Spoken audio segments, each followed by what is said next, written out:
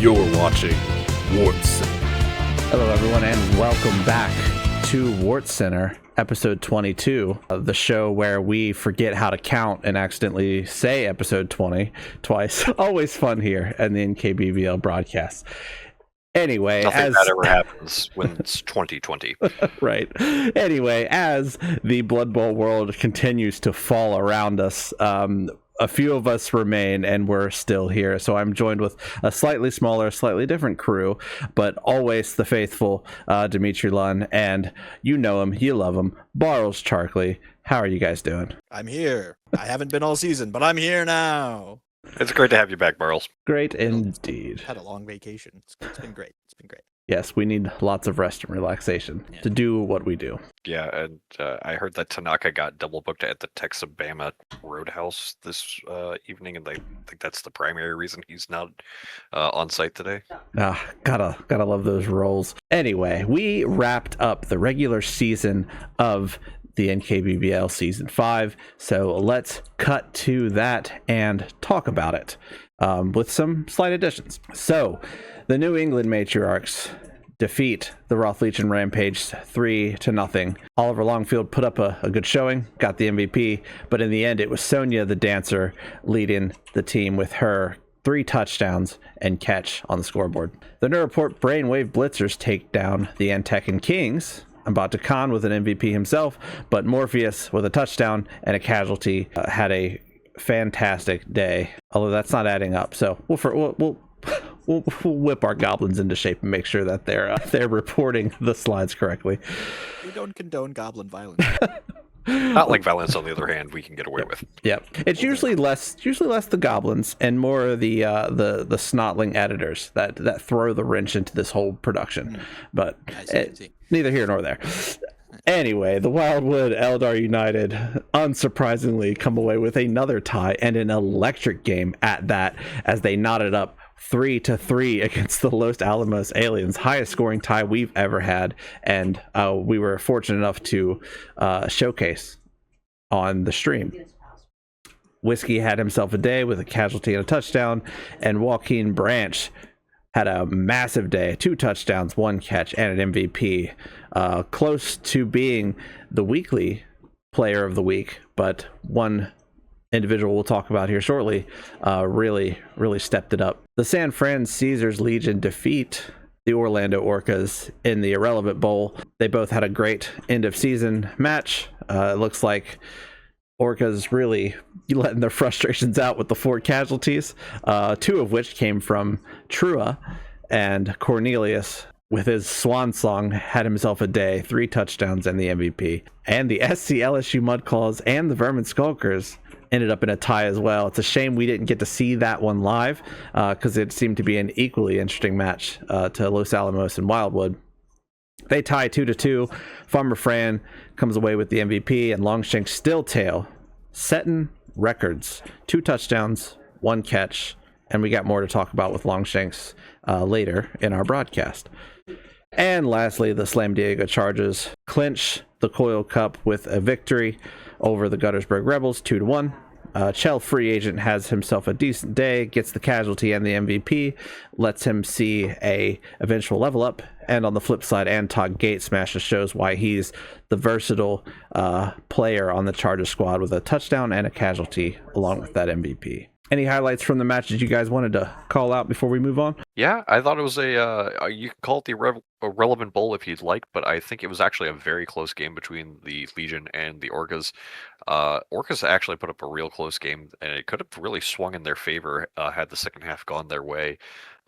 And Cornelius with that big breakout play at the very end of the game to punch in an extra touchdown as the Orcas make a little bit of a stumble in the waning moments. And also, absolutely dominant performance from the Matriarchs over the Rampage yet again. The Rampage have not been able to get their footing at all this season, and the Matriarchs just took full advantage of that, and we'll see if they can roll that into their quarterfinal match that we'll talk about later. Heck yeah. They've got the number 1 seed, so good opportunity to keep on rolling. All right. So regular season is over. Therefore, These final statistics are the regular season totals. Obviously, there's still some bowl games. There's still some playoffs. There's other considerations to add to these totals. But as far as regular season stats, this is where we land. Player of the week, like we mentioned, Cornelius II, the chimp runner from the San Fran Caesars Legion. 3 touchdowns, MVP. Congrats to San Fran and their glorious chimpanzee. For total SPP, Longshanks Steeltail. We've been saying it for maybe 6 or 7 weeks now. He is the absolute leader with 80 SPP. What a player. Sonny the Dancer right behind him. Well, I'm being a bit kind. With 49 SPP, and then in the bronze spot, Warfius really came away at the end of the season to cement that bronze spot with 42 SPP. For scoring, Longshanks Steeltail 24. Dimitri, check me. This is the record. This is multiple records. Scoring both of the touchdowns in that tight game with the Mud Claws puts Longshanks at the single season record for touchdowns. It was previously 23, set by Freya Sigurdriva back in season 3. So Longshanks sets the single season record and is not too far out of reach for the all-time record as well. We'll see how these playoffs break down. All right, exciting stuff. So eyes all on the Skulkers to see what records get shattered by the end of this season. Just behind him is Sonia the Dancer with 13, and behind her, Timothy the Voidwalker with 12. As for passes, Wildwood takes the top spot as Juniper Mammoth tallies in 16 passes. Just behind her, Dr. Zayas and Tretch Venomfang with 11, and Morpheus and Bronze with 9. Is 16 passes, is that also a record? I believe we're going to be tracking over this. Yes, Juniper Mammoth, the previous record was 15 in a single season. Juniper Mammoth sneaks past that going into these quarterfinal round. Perfect. Yeah, excellent stuff. In a season. I believe Wildwood is tied that now at 19, I believe. Okay, heck yeah. So yeah, the statistician is not me. I like to look at them. I cannot remember them. In terms of catches, Timothy the Voidwalker and Longshanks Steeltail share that gold medal with 9 catches each. Behind them, Tad Lateness from Roth Legion picks up 7. And Joaquin Branch, Jay Elderberry, and Gordy all sitting at bronze with 6. Now, superb throw teammates. In the end, I mean, there's still some ways to go, but in the end, neither have edged out one over the other. So Sire Reginald is going to have to use this postseason play to potentially get himself another throw teammate, and Birchmont Thunderbranch has got a friendly in a bowl game to attempt to do the same. The match, this head-to-head still continues. Who's going to come out on top, Barles or Dimitri? What do you think? Well, I've heard some rumors of a strategy shift from the Rampage, that they're going all in on the Flying Halfling. So I'm putting my money on Thunderbranch right now. Yeah, that's, I think, a fair assumption. The Rebels going into a big heavyweight matchup here. In the quarterfinals, I think they want to try and hunker down for as serious as a game that can be. Throwing a teammate is a completely valid strategy and has been shown to be a success for both Gunnersburg and Roth Legion through their up and down seasons. But I think they're going to need to really reach into Reginald's strength more than his arm going into this game, which kind of opens the door for Thunderbranch to, sneak out a couple extra plays in, I think, the looser, lower level circuit that the Rampage will be playing in these last 2 weeks. All right, I'm looking forward to it. All right, in terms of deflections, Hawaiian Pizza and Scotch Claw Chewer both have 1, and Hawaiian Pizza the only one in this season to come away with a full interception. No player has ever done 2. So just throwing that one out there. All right, in the casualty category, Ulrich Doom Ripper sits at the top with 10 casualties. Great showing for the Brainwave Blitzers there. In silver, we've got a whole host of players. Diablo Zod, Terrace the Invoker, Lightning Tom, and Squeak Spinetail all sitting in that silver spot. And in the bronze, big shout out to Orlando as Nalani finds herself on the top 3. So not the best season for Orlando, but there's definitely some playmakers there. And for fouls, Farmer Fran, he had it from week 1. He never faltered. just continued to add to his greatness in the fouling category. Bark behind him with 2, and then, oh boy, a lot of 1 foulers, just because there weren't a ton of fouls in this season to really spread out, but a lot of individuals were getting their feet wet in terms of that aspect of the game. Yeah, a real regression this season in the fouling category after really a breakout in fouling tactics last season. Yeah, you hate to see it. Love a good boot. And in kills, Farmer Fran down from the very beginning has had that number 1 spot, and again, just behind him, I think we're also potentially down in kills this season, as we've had multiple weeks with very little interaction with kills, but a lot of players with just 1 kill under their belt. And since we've closed out the season, we now have finalized rankings, and we have those who are going to play for the NKBBL Championship Trophy, and those who are going to play some friendly games and some potential bowl matches. In the end, the Blood Division is led by the New England Matriarchs, followed by the Brainwave Blitzers, the Los Alamos Aliens behind them, and the Wildwood EAU filling out that 4th spot in a harrowing finish. We really didn't know how this one was going to shake out until literally the very end. Over in the Bowl Division, it was a little bit more clean cut. The Slam Diego Chargers take the number 1 spot, followed by the Vermin Skulkers, the SCLSU Mudclaws in 3rd, and the Guttersburg Rebels in last. Well, in 4th, sorry. They're not last, but last for the playoff seeding. Which brings me to our bracket. So we're finally here. Season 5 is coming to an end, and we know who is playing who and what this could potentially look like. So we reached out to all of our adoring fans and viewers and said, hey, who do you think's going to win?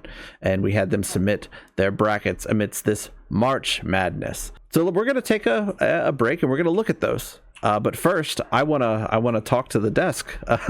So, Dimitri, how do you see this thing going down? Well, if we're going to take it front to back, and again, we're going to be going over the 4 quarterfinal matchups as we continue our broadcast today, but I think this is a lot closer of a bracket than anyone's really going to expect it to be, just because of the nature of the division swapping that happens in this opening stage. It's been a very, very tight season. There have been a few teams, those top 2 seeded teams from each division, I think really do kind of sit ahead above the rest of the field. But we also have to take a look at the teams that ended up getting paired with, and I think there's a bunch of really, I don't know what's the best word here, but matchups that make it not a cakewalk for really any of the teams that are on the high end of the seeding in this bracket. So this is a wide open playoff. I am very excited for what is to come, because I truly believe any of these 8 teams can make it all the way to the end here. And again, especially here in this quarterfinal, we've got a lot of really close matchups, and there's a lot of very specific aspects to these pairings that make it go one way or the other. Indeed. I agree. Indeed. Yeah, I mean, it's really tight. Like you said, we'll get into the individual matchups, but we'll save the head-to-heads for the individual matchups. But if you had to put all of your money on one person to win the championship, who do each of you have? Well, I mean, statistically speaking, there's one team who has never lost in the postseason. One coach, rather, that has never lost in the postseason, and he's made it to the postseason. So I'm betting on him. All right, or not. Guttersburg, all the way. Dimitri? I think that's actually a very bold claim, and I genuinely believe that, again, any of these 8 teams can walk through. Guttersburg specifically matches up very well with New England, and I think that it's going to be a game that I think for anyone that's looked at how good the Matriarchs have been this year, and I still think the Matriarchs are definitely capable of winning this whole thing, they have to make it through a very dangerous Guttersburg team here in the quarterfinals. I actually do think Guttersburg is going to beat New England, at least in this opening round matchup. And for the other side of the bracket that you're looking at, I have to think that the Chargers riding that Coil Cup are a team to beat, but they have to get through a tough Eldar United matchup that is, Eldar United is the master of the draw in a game where someone has to win, you'd have to think the LR United are going to finally push through, or the Chargers are just going to squash them. I think the finals could very easily be something like a Rebels Chargers rematch in the finals. The Rebels finally getting a third crack at the Chargers. We could have something as wide open as getting that extra match between the Skulkers and the Mudclaws as well. And granted, those are all the teams out of the Bowl division. That's how strong the Bowl division has been all year, and why it came into a lot of these strong teams. And the Blood division, in that same sense, the Aliens, I think, are a great team that is capable of taking on the Skulkers team. The Brainwave Blitzers on any given day can just beat you, and that is dangerous. I think the closest game out of all four of these is Brainwave Blitzers versus Mudclaws. It's really hard for me to pick just one team out of these 8. It genuinely is. If you're going to put me on the spot right now, I think it's going to be something to the vein of Skulkers and Chargers in the finals. But I have the faintest clue if that's going to be the case a month from now. Fair enough. Well, we like to put you on the spot a little bit. I myself don't have a clue, because like you said, nobody's got an easy path here. It's tough. And you could tell me any one of these 8, and I'd say, yeah, I see that path. I see exactly how that happens. All of these are great coaches, and we're at this point where they've all got great teams. Yeah. So, but I definitely would argue that, like, somewhere at the midpoint of the season, I think there was definitely 3 or 4 teams that had risen to the top, and I would have easily picked one of those teams. But here in these closing weeks, it's been a bit of a catastrophe for some of the teams that were sitting at the top, and teams are looking shaky, and it really is wide open at this point. Mm-hmm. Yeah, we've had a little bit of an equalization between the top and the bottom here, top and I guess the middle here. But let's take a look at what you guys think. So this is not the most professional. However, there are brackets. Ignore the 2025 ones, because that's from the ones we did last year. So we'll go from the top down. Why not? These ones I haven't even looked at the top. So let's take a look at the predictions. They've got Matriarchs beating the Rebels. Interesting. The Skulkers beating the Aliens. Then the Skulkers go into the final. On the flip side, Wildwood beating Slam Diego, and Neuroport, with Wildwood taking the win there. And then a Wildwood Skulkers final, which they have not selected the result for. So that would be an interesting match for sure. Just in suspense, I see. Yeah, just the double dash would be a heck of a matchup, and one which I don't think has happened. Skulkers have not played Wildwood, so we don't know the potential of what that match looks like yet. All right, another one. Matriarchs, Los Alamos going to the semifinals. Matriarchs going to the final, and Wildwood, Mudclaws. A lot of points for Wildwood to pull this upset here so far. They're not a bad team at all. They've hung with every top team in the league. All season, Wildwood has been statistically one of the best teams in the league. They just haven't been winning games. They could make a run. They just got to, I think finally bunker down and get ahead in these games. Yeah, the fact that they're in the 4th seed is deceiving, right? Because they got to that 4th seed with 6 ties. 6 ties, 2 wins, and 2 losses. So they've only dropped 2 matches. That's not a bad team. With no ties. We'll see if they get the win or the lose, I suppose. Right, it's got to happen. The only thing we don't want is for it to go to kicks. So, Wildwood, it's going to kicks. I find a way to determine all the way up to the finals. Yeah. But anyway, Wildwood defeating SCLSU and going to the finals here, where they have the New England Wildwood final, which would also be a very interesting matchup. Looks like they've got the kind of the more dashy teams making it out so far. And another one, Rebels with their first tally, Skulkers with the Rebels defeating the Skulkers to go to the final here. So looking good for you so far. Barles, Wildwood and SCLSU winning to take their match here, where Wildwood goes to the final and then upsets the Guttersburg Rebels, hands them their first playoff loss. But our love the EU at this point. Yeah, for sure. All right, New England, Los Alamos Aliens. New England winning to go to the final. Not surprising. Wildwood, again, lots of love for the EU, and there's good reason. Neuroport, but Neuroport defeating them, and then Neuroport taking the title. So far we've got one Wildwood, one Neuroport as our final victors here. And as mentioned before, the Neuroport just has to get hot. Yeah.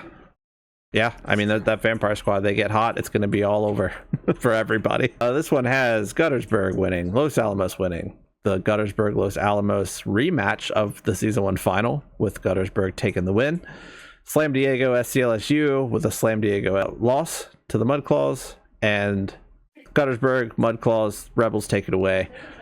So Rebels got one vote for the final here. There's quite a few of these, so thanks everyone to putting in your submissions. Hopefully this is enjoyable to watch. I love seeing like March Madness brackets and seeing who everyone is picking. Rebels, Skulkers into the semis. Slam Diego, Neuroport in the semis. Brainwave, Blitzers taking it away from the Charges amidst their previous tie and their matchup to go to the finals here. And the Skulkers to go to the finals. So the Skulkers, Brainwave, Blitzers sounds absolutely insane because you're looking at two teams that are all gas, no brakes. That would be a hell of a final. Yeah. I mean, all the way to the first game of the season as well. See how far they've come. Oh yeah, they did play each other. Yeah, there was a 3-1 for the Skulkers, which started them on their elite campaign. The Matriarchs and Aliens win in their semis, win in the quarters to go to the semis. The Wildwood EU and the Brainwave Blitzers. The Blitzers win. The Matriarchs win. We see Matriarchs, Blitzers with no final chosen. So that's interesting. I'm trying to think. These two, well, they were in division together, so they have played each other. I don't remember how it shook out. Oh, yeah, that's right. That's right. They destroyed them. Yep. And again, prime example, all it takes is a little bit of momentum, and the Brainwave Blitzers can roll over any team in this league. Mm-hmm. But they're a streaky team at moments. They've had those kind of games where they beat a division champion, Mm-hmm. and then other weeks where they are struggling to make it past midfield. Right. I mean, yeah, they're the only team this season to hand New England a loss, so that would be an insane rematch. All right, Matriarch Skulkers into the semis. Slam Diego, Neuroport, with Neuroport taking it away. We're seeing a lot more Neuroport in the finals this time around, and that same exact matchup. Is this the same bracket? I swear I called the other one. I think Wildwood made it in the last one. It was Wildwood. So slightly different. I'm a little surprised with how dominant the Skulkers were at the beginning of this season that they're not really getting a whole lot of respect here in the playoffs. And again, we'll mention when we talk about the heads-up matchups, the Skulkers have just kind of lost momentum here in the tail end of the season. They're still the scoring threat that they could be, but I think they might have lost a step even with their top player looking to be as dangerous as ever. Yeah, I mean, you've seen they were undefeated for so long, and then the wheels kind of fell off right at the end. So I think maybe that's got some people scared, but I don't think you can count these Skulkers out. All right, just a few more to go, and then we will get into our head-to-head. Matriarch Skulkers. Skulkers taking the win to go to the finals. On the other side, Slam Diego Mudclaws with the Mudclaws going to the finals, and our rivalry rematch with the Skulkers Mudclaws. I would love to see that. We've talked on it before. Go ahead, Barl. Sorry, I didn't mean to cut you off. I know a lot of people have been dreaming about this matchup ever since the season started. I don't know if it's going to happen, but a lot of people would be happy if it does. Yeah, these two, like we talked about in the Rivals Week, they have a history of playing each other in the finals.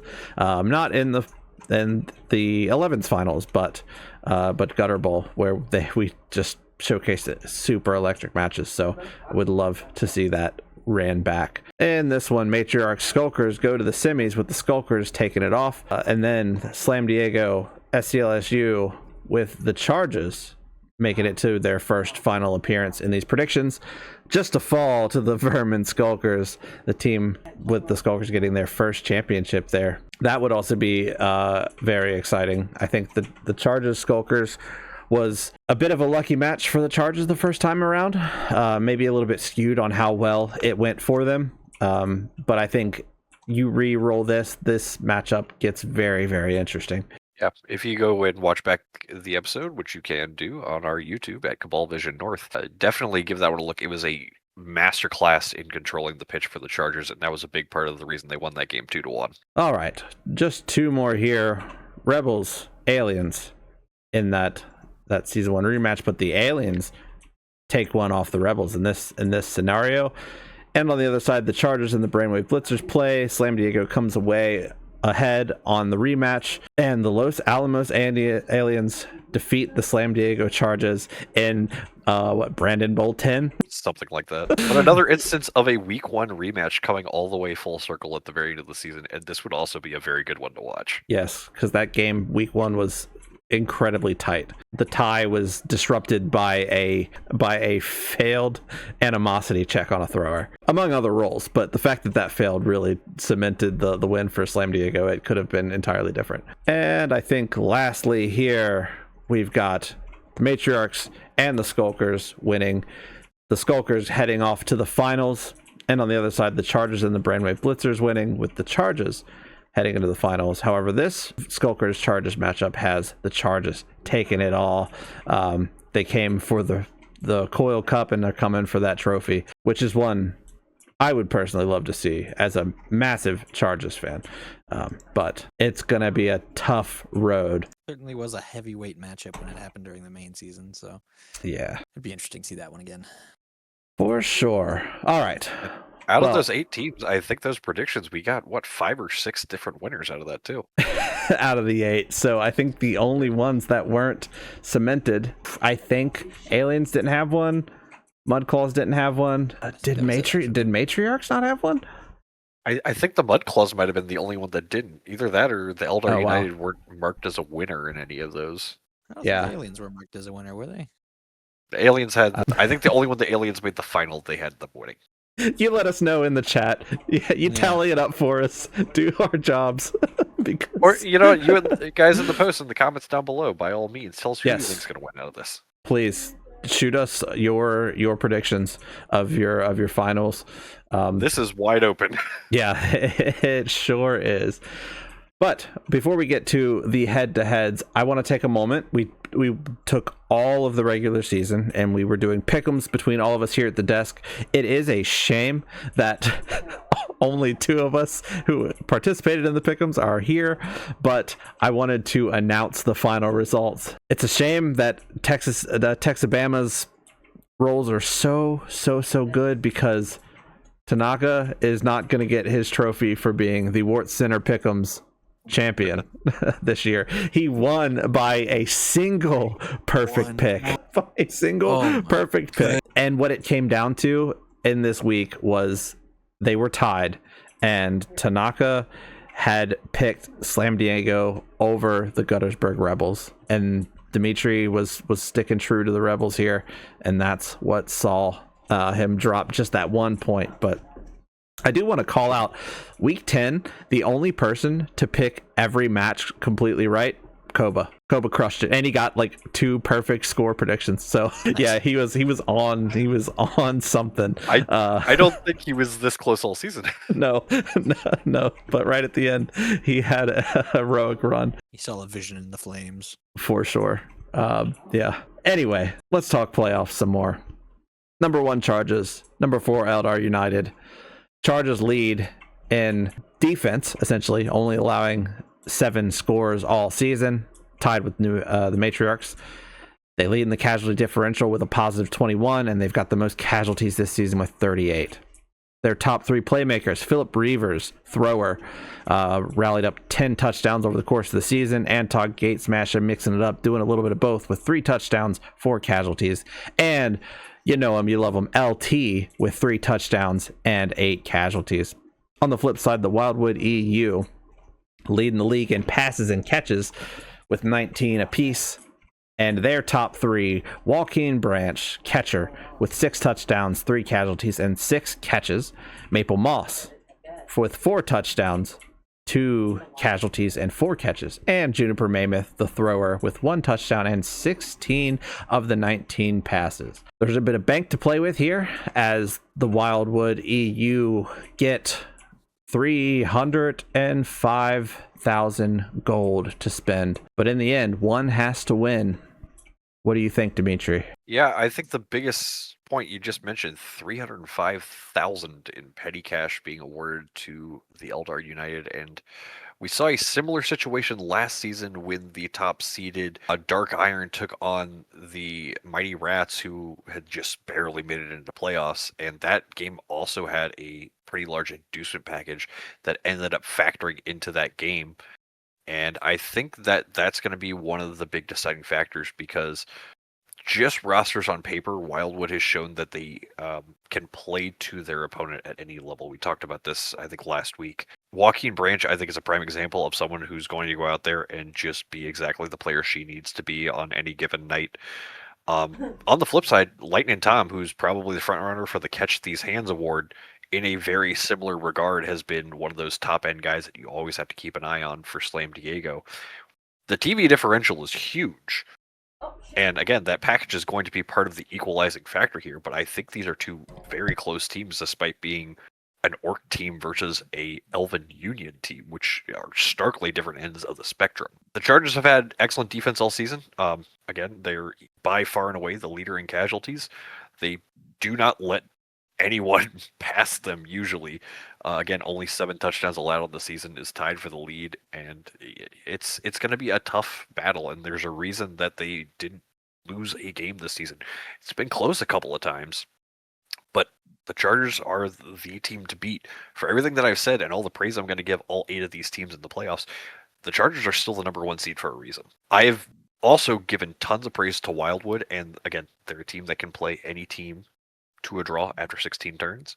And I would not be surprised in the slightest if Wildwood finds a way to force overtime play here. If I'm going to send this game one way or the other, I'm going to take the Chargers in this one. It's going to be a 1-score game. I could not tell you how high that ends up going, just because someone's got to win. I think the big things to note are the star player for Eldar, Joaquin Branch, is now got diving tackle. That's going to be a potentially equalizing factor depending on how the Eldar United choose to play their defense. They're actually a deceptively good defensive team in their own right. But, and I say this is one of the big things, they're out there blitzers this week. They have to bring in a new blitzer. Trevon Twiggs hopefully can step up to the plate. But their other blitzer, another one of their stars, Woodland Stump, is out for this game on the injured list. So the Wildwood EU are going to have to use that package in inducements to compensate for some pretty detrimental losses on the roster. Again, I'm going to take the Chargers on this one, but the Wildwood EU on paper are one of the best teams in the league. Their record does not tell you that. That said, Wildwood has not lost a game since week 5. That game was to the Chargers. Indeed. Great analysis. Barles? Well, I've seen matchups like this before. And sometimes they go one way, sometimes they go the other. 300 petty cash is a lot of petty cash. I've been known to throw some cash around myself, and it can get you pretty far.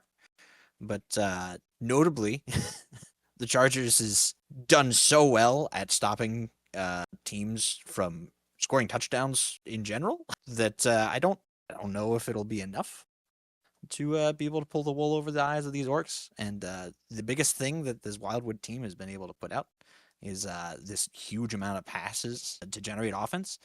And these Orcs, they're kind of hard to get out of the way. And notably, they have some sneaky special sauce in the back line to try to stop any passes from completing potentially. So I see that being a problem. If I had to guess, this game is going to go to Wildwood, and it's going to be an ugly 2-2 tie going into halftime, or going to overtime, and no one's going to score, and it's going to go to kicks. That's my prediction. Okay. Wildwood being the tie merchants yet again. Yes. Okay. Would love to see a 2-2 all the way to 24. 24 turns coming right up. It's going to be a long night. Yeah, I mean, I got to go off history, right? Give me the Chargers because they got it done in week 5. I think they can do it again. But like you said, it's swingy. It's Bash versus Dash. Whichever one plays their game better is the one who's going to see it out. And that inducement package can definitely turn the tide. So it'll be tight, but I think the Chargers continue their role, at least for now. All right. Bracket mates. But on the other side, the number 2 New Report Brainwave Blitzers take on the number 3 SCLSU Mudclaws. The Blitzers leading in deflections, tied with the Vermin Skulkers, and interceptions. However, not leading in any other category. They are high up there, I do want to note. They have put up a lot of stats. They just are a touch shy in each of those categories. But they get it done with their playmakers Morpheus with 5 touchdowns, 2 casualties, and 9 passes. Hell of a vampire thrower. Timothy the Voidwalker with 12 touchdowns and 9 catches. Great catcher there for the Blitzers. And Ulrich Doom Ripper, the Vargeist, with 1 touchdown and 10 casualties. Insanity. On the flip side, the SCLSU Mudclaws lead in kills with 2 and fouls with 5. Farmer Fran literally has all of those stats. They share the kills with quite a few teams. New England Matriarchs, Vermin Skulkers, Los Alamos Aliens, and Roth Legion all have tallied 2 kills in their own right, which you'll see that bit of text a lot, obviously. Their playmakers, Derek Walleye, 6 touchdowns, 2 passes for the Chameleon Skink. Farmer Fran with a touchdown, 2 kills, 1 catch, and 5 fouls. And Mr. Coach Klein's wife with 4 touchdowns, 1 pass, and 1 catch. All of these electric players are all the Skinks. But they can't get it done without the big guys up front, the unsung heroes, and all those sources, and Mama the Croxagore. I'm going to flip it up this time. Barles, who do you got in this one? Who do I got? I got SCLSU. And the reason is big lizards beat vampires. I think the strength matchup is just not there for the vampires. I think they're gonna have to rely a lot on some of that hypno gaze trickery, and I just don't know if it's gonna come out in this finals match here. I don't think that 1800 TV is going to matter enough to flip the script on that strength matchup. And I think these skinks are just a little too slippery. I think they're just gonna get the leg up, and it's gonna be close the whole time with SCLS just ahead, just a tiny bit the whole time. All right, Dimitri, what do you got? Yeah, I think that's a lot of strong points. This something that we are going to look at a couple times here now is we've actually got some inflated TVs coming to these playoffs. We've usually seen a lot lower TVs in general in the NKBBL going back to season 2. But a lot of high-end TVs coming into this particular playoff. I mean, we just saw the Chargers at a high end in their own right at 1570, and now the Mudclaws at 1630. But I actually am going to give them praise for that because it reminds me an awful lot of that season 1 Odo Island Kaiju team. Tanaka, shout out to you in that squad right now. I share a lot of Barl's sentiments. I think the strength matchup is going to be what ultimately decides this game. We look at a lot of the finesse players as being the two, the stars for both of these teams. But it's learning how to get in the trenches. Even though this game happened earlier this season and went heavily in the favor of Neuroport, this is a Mudclaws team that I think has kind of pulled themselves together. I know I've been down on them for a lot of the season, if you go back to previous episodes of this broadcast. But I think particularly in games as of late, the Mudclaws have really pulled their game together against some legitimate punching squads and a lot of dashing squads, which the Brainwave Blitzers, depending on the night, can be both of those things. I think it's going to be a close game. I'm not necessarily going to say that the Mudclaws are going to get out in front and make the Blitzers chase them, but it's going to be a close game. I'm not necessarily going to call for overtime on this one as well. I think one of the big things to call out here are 2 particular things that the Brainwave Blitzers have got going for them, particularly in this matchup. One of those is, again, talking about that high TV. The Blitzers get 180K in petty cash. Not necessarily a whole lot of special resources in the Sylvanian resource bank, but it'll be interesting to see what they bring to the table with that petty cash. But this is where the Brainwave Blitzers come at large. You mentioned earlier, Brand, that the Blitzers are just almost the best in a lot of different categories. They're one of only 2 teams this season to have a positive differential in both touchdowns and casualties for the whole season. They are a very good team, and as we've said a couple times already, all it takes is them just getting a little bit hot. As soon as there's a spark, the Blitzers catch fire. I'm taking the Mudclaws at a personal taste at this point because I do think the Blitzers need a little bit of momentum in that very early goings of the game to get to that point. But It's vampires, man. It's so streaky. I have to go with something that I have a lot of faith in right now, and I think the front line of the Mudclaws is going to bring a lot to the table. All right. So the desk is calling an upset. For me, I gotta give it to the Brainwave Blitzers here. Like you said, we've seen this match. We've seen how it works out, at least in one instance. Obviously, Blood Bowl's not binary. It doesn't just repeat the same way that it always has. There's lots of variance here. But I think Neuroport's in a great spot. They've got really well kitted out players. They know their style of Blood Bowl and they play it well. And on top of it, they're going to get to play the inducement game. So I think it will be close because they do find themselves in a situation where they're not the biggest the biggest team in this bout. Normally, when you've got that many strength 4 vampires and the big guy with the Vargeist, you're feeling pretty confident to swing your players around because you've got that extra strength. But when you walk into sources, you immediately find yourself a little outnumbered. So, but I think they get it done. I've got the Blitzers taking it. All right, on the other side of the bracket, the number 1 seed New England Matriarchs take on the number 4 Guttersburg Rebels. Not too much difference in TV. However, the Guttersburg Rebels are going to walk in with 215. Yep. Somebody check my math. I'm bad at math. It's 215. Yeah, perfect. So they're going to have a little bit to play with there. The Matriarchs lead in defense. Like we mentioned with Slam Diego, they tie with only 7 scores against them.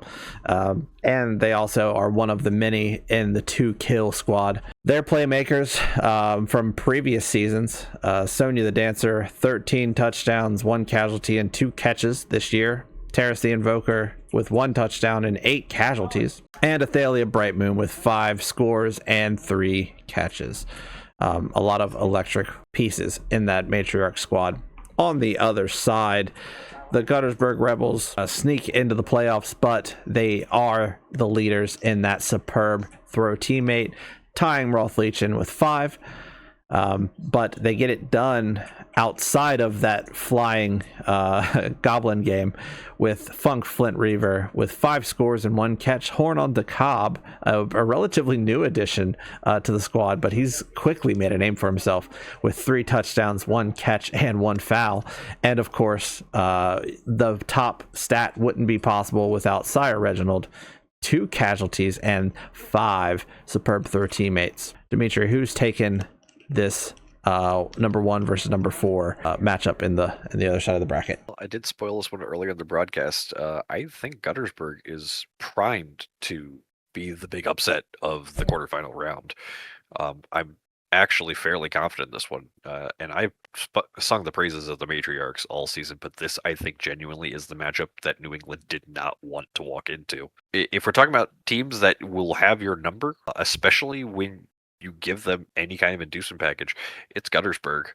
And I think that's a scary thing. A big call out, as we see on the playmaker list, Horn on DeKalb has been maybe the surprise player of the year. Is now a 2-headed goblin as well, with those underworld mutations coming into play here. And I think this is an instance where, as good as the Matriarchs have been, and they've proven it week in and week out, only allowing those 7 touchdowns, only really having the real misstep in their game in week 9 against the Blitzers. Just looking back on it, though, we do have to acknowledge that the Matriarchs maybe had one of the easiest schedules of the season.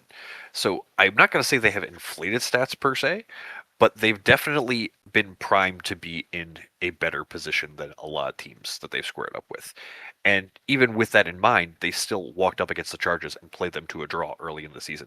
They still walked up and were one of the teams that could actually beat the Eldar United. They went up against the Mudclaws and they beat the Mudclaws. They still took on a lot of caliber teams and had wins in those situations. They haven't faced the Rebels yet, and that level of unpredictability that the Rebels bring to the table, I think, is the element here. It's knowing that you don't know what the Rebels are going to bring to the table. That is scary. So whatever Guttersburg has up their sleeve, I think that's going to be enough to find a way to take this game over New England. New England's riding a high. They haven't seen a whole lot of struggle, so it'll be a case where I think the Rebels put them on the back foot early and the Matriarchs are going to have to find a way to come from behind, which is something they haven't really had to do all season. So I'm taking the Rebels. They're going to shock early in the game, and they're going to hold their ground. All right, big upset. Now, Barles, we know you're taking Guttersburg, but tell us why. Well, Guttersburg is, they got everything you need to beat a team like this. They have tackle. They've got a little bit of extra speed. They've got grit. They've got a troll. You can't count out those trolls because they can be an offensive and defensive threat when you put a goblin next to him. And that sneaky little coach of his, they've been known to slide the ref some coin. So I think that's going to help put him over at the end of the day. The Amazons, on the other hand, are a very good team. But I don't know. I think they might get overwhelmed by the chicanery. Lots of chicanery coming from Underworlds. Okay, great. It's hard. I can see the world where Guttersburg gets it done for sure, and I will never stop singing the praises of the coach of the Guttersburg Rebels. He's the only one in our league to get multiple rings. He's got more hardware than a Home Depot. So if anyone's going to knock off the number 1 seed, it's Guttersburg. Sorry, Gnome Depot. But I think Matriarchs have had, as a redrafted team, they've had a strong campaign this season. And I think they're looking to close out season 5 and finally see some playoff success. Like you mentioned, Dimitri, they knotted it up against the Chargers, one of the few teams this season that's looked unstoppable, and they pulled away on some other high-end teams. There's a little left to be desired when you look at the rest of the strength of schedule, but I think they still find a way to get it done here. I think it'll be close. I think there will be some situations where they have to adapt, but I think in the end, all of the additional skills that Amazon players have are going to see them through to a quarterfinal victory. Give me the Matriarchs. And lastly, we wanted to save this one for last because this is what you will have the pleasure of watching this afternoon. There's a lot of great matchups, but we put it out to a vote with our fans, and they said this is the one that will be the best. And let's just break it down. Number 2, Skulkers. Number 3, Aliens. The TVs are insanely high, but they're also insanely close. Skulkers are only getting 30K. They're both up at over 1,600 TV. These are just elite tier teams in terms of value, like legendary status teams. The Skulkers lead in a ton of categories. We talked about Longshanks, and he's a big part of this. They've got the best touchdown differential with a plus 30. They've got the most touchdowns with 40. They lead in kills, which without a Rat Ogre, insane for a Skaven team to boast. And they lead in SPP. They've generated 206 SPP over the course of the season. A lot of that's on the gutter runners, but we don't want to count out the blitzers who do a great job there too. But speaking of players who do a great job, Longshanks Stilltail, 24 touchdowns, 9 catches over the course of season 5. Kakakitch with 6 touchdowns and 1 catch, and then Squeaks Spinetail, that nasty blitzer with 8 casualties in his own right to round out the Skulkers' top 3. On the other end, the Los Alamos Aliens, a bit up and down, but found a way to get into the playoffs, get it for their 3rd redraft season. They lead the league in kills, but everything else is a little bit in the middle for them. But don't be fooled. They are a great team, and they get it done with Warpheus with 10 touchdowns, 1 kill, and 1 foul this season. Diablo Zod, you know him, you love him. He's been there for 3 seasons straight. He's got 8 casualties this season, just a defensive and brutal playmaker. And Mintz Lombardi Jr. with 3 casualties in his own right. All right, Barles, who takes this marquee matchup tonight? Well, I've seen both of these teams play couple of times, and they're both stunning teams just in general. Both of them top marks for even making it this far. It's both great teams. I personally have seen the training and development of Diablo Zod, and he is quite this staggering player, and I think that has the potential of being the difference maker in this matchup. Is Diablo Zod is a hammer that cannot be stopped, and I don't know if the rats are going to be able to withstand such a force, especially with his two other big guy friends that are going to be bearing down upon these rats. I'm not sure there's going to be enough of them to stop the aliens from just out actioning by the end of the game and putting up that last touchdown to win. All right, Dimitri, how do you see this one shaking out? Man, like, I know we toss around the term heavyweight matchup when it comes to the scale of like the coaches and I think the individual match, but like truly both teams over 1600 TV, like quite literally heavy loaded teams on both sides of the pitch. Again, third season of the Aliens, led up by Diablo Zod, the Skulkers on the back of regular season MVP Longshank Stilltail. This is going to be just an absolute mollywop between these two teams. On one hand, you have the Skulkers team that, you know, on a good day, they're putting up 5 touchdowns minimum, but they haven't had a good day in a minute. Their last 2 games are draws. A 1-1 draw with the Rebels, which is, I think, one of those shining moments for the Rebels, but unfortunately a not bright spot for the Skulkers. And then they end the season on a 2-2 draw against the Mudclaws, where frankly the Mudclaws were in control that entire match. The Skulkers snuck out the draw at the end of that game.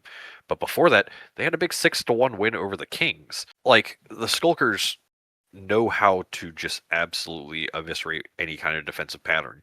And I think that's going to be the difference maker here, is going against these Aliens, who are a team that have habits of being a really solid, sound defense team on their good days. The Aliens are tied for third in casualty differential in the season at +8. They are the lowest ranked team in the overall standings that has a positive differential combined on the season. The Aliens know how to be a bit visceral at times. They know how to be an aggressive team. They just, I think they kind of fall into some pitfalls and traps, and they get sucked into plays at times, and that's usually where they end up losing pace on games that they probably should come away with wins. The Skulkers ended their season on 2 draws. So did the Aliens. And, I mean, again, we saw that big, huge 3-3 draw in the Week 10 matchup with the Eldar United. They also went 1-1 with the Kings, who were the last place team in their division. No disrespect to the Kings. The Kings put up a heck of a fight, and the Aliens had to claw their way into that game. Much like the Brainwave Blitzers, they're a team that can be a bit up and down, but I feel like the Aliens are a team that should have a little more control of their destiny when it comes to how the games play out. It's a real tough one. If there's one that I truly don't have any defined answer on who's going to win, it's going to be this one, which is why I'm definitely glad that you guys are going to get to see this broadcast tonight. A pair of level 7 players in Warpheus and Longshanks. It could turn into a shootout. It could turn into a game where, you know, Diablo Zod and CS Skinflare, and I mean, who was really expecting someone like Squeak Spinetail to rise up this season as just this absolutely violent Skaven blitzer? I want to pick the Aliens. My heart's saying Aliens, but my brain is definitely saying Skulkers, because I saw how dominant the Mighty Rats were for 2 seasons, really 3 seasons in their own right. And the Skulkers have so many shades of that team, especially with the big 2-headed gutter runner at the front. It'd be hard for me to pick against the Skulkers in this situation. It could really go either way. I'll take the Skulkers, but this Aliens team, I mean, if the Aliens win, I would not be surprised if there's a lot of dead rats in the process. Yeah, I think it's going to take that. Yeah, I mean, for me, it's, God, it's so tough. This may be the tightest. And, you know, if things have been this little is one different, of the biggest matches ever. Yeah, if things were like a little different at the end of the season for Skulkers, I don't think we would even be having this conversation. If there weren't, the only doubts I have are just the chinks in the armor for the Skulkers. They've shown that they can bleed, and I think the Aliens are very well tuned to that blood. They're like sharks. They sense it in the water and they attack. But man, and like you said, these are this is 2 of the highest TV teams. It's truly elite, legendary teams going at it, and that's what we love to see, especially in a league situation where this is what you dream of. This is when you start a team, you're like, man, when this guy got this skill and this guy's got this skill, and I've got a bunch of stars on my team and some maxed out players, like you said. Morpheus level 10, Stilltail level 10 or level 7. Sorry, there is no level 10 yet, not until season 4, I guess. But they're completely maxed out. They're fully built, and they're gonna see their gold coats and their name forever enshrined as a Hall of Famer. But they want a title first, and it's gonna be great. But yeah, I mean, like, you go open a Spike magazine and look at a legendary team. Like, it's probably not too far off from what these rosters look like. But I gotta go with the Skulkers. I gotta do it because they're the higher seed here. They've shown that they can put up a bunch of numbers amidst teams that are trying to beat them down. And I think the slight unreliable nature of the aliens may rear its head just enough to allow Longshank Stilltail to sneak on by and run up the score enough to see them into the semis. So yeah, give me the Skulkers. But that is our 4 matchups for the playoffs. That's all we have for you today. Nothing can be said to express how exciting playoff time is here at the NKBBL. So you're just going to have to tune in tonight and watch and feel that energy from all of us. But anything to share from my desk here before we let you get ready for tonight's match? Yeah, we do have these big 4 quarterfinal matchups. Obviously, again, we cannot praise enough how strong all 8 of these teams are, and it really is a wide open race. This evening, we also have a pair of friendly matches going on. The Roth Legion Rampage will be taking on the San Fran Caesars Legion, and the Orlando Orcas will get a surprise visit from a Season 1 team, the Ashen Isle Blighting, coming off the Touring Series, are going to catch them in a friendly matchup as well as Commissioner Philip Odendron has brought in a test match for future rules testing between a Dark Elf squad and a Slan squad. So plenty of extra Blood Bowl on the side fields at the Borlington Sporting Complex this evening. So there's Blood Bowl abound to be had, and that's just exactly the way we would want it. Yep, great point. Yeah, I mean, although some teams are eliminated from these playoffs, they still get their final swan song with a friendly, and then we'll talk about bowl games because we like to do that as well while the semifinals are happening. Yeah, exciting bowl games to come next week, so tune in for that one. Absolutely. Okay, well, that's all we have for you. Thank you, everyone. Thank you, Barles, for stepping in for us. Dimitri, for always being here. And we'll see you all in the playoffs. Goodbye. See you tonight, guys. Oh.